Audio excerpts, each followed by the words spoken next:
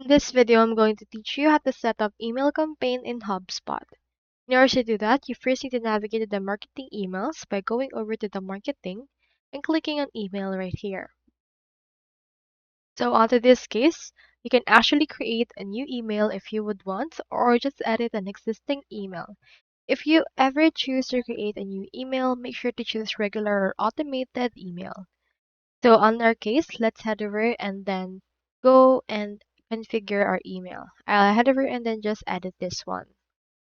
You can either select a template or start from scratch, and from in there you can add your subject line, your name, as well as content like text, images, and editor. You can just choose a subscription type that you want for this and configure the email settings once it's done. Click onto the setup right here and configure its actual name, category, template.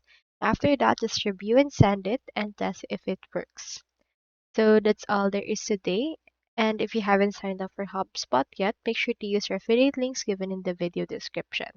Thanks for watching and see you in my next video.